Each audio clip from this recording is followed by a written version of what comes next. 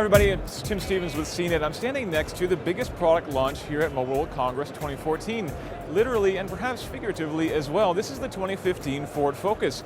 In 2012, Ford sold over 1 million of these things, making it the best-selling car in the world. And Ford chose Mobile World Congress to be the place to unveil the next generation of that car, rather than waiting for Geneva next week, which is a much bigger auto show. Why? Well, Ford wants to get ahead of the churn of news that's going to be coming out next week, and also because there's a lot of cool technology that we're going to talk about in just a minute. But first, let's start with the exterior. This is a slightly refreshed version of the current Ford Focus. It's available right now at your dealerships.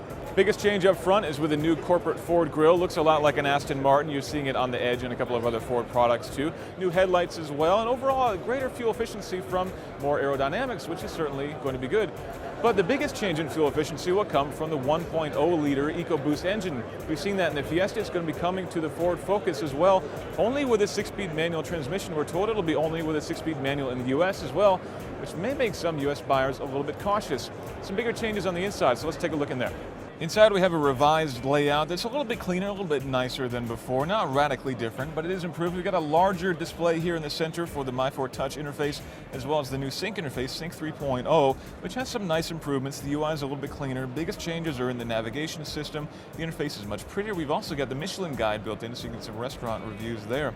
You've also got an integrated rear view camera, which is now standard. Plus, it's got cameras pointing out the sides that will tell you if you're backing out of a tight parking spot, whether or not you maybe need to wait a few minutes for some traffic to go by.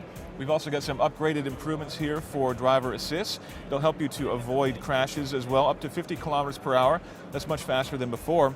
It can also swerve around other cars automatically. Before it would just stop, now it can actually drive around them for you. So if you're not paying attention, this might just save your bacon. It can also parallel park itself, and it can perpendicularly park itself as well, which is new, and it'll even back itself out of parking spots, which is also something new.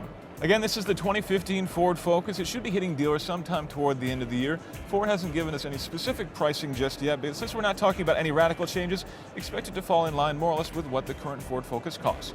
Again, I'm Tim Stevens with CNET here at Mobile World Congress 2014.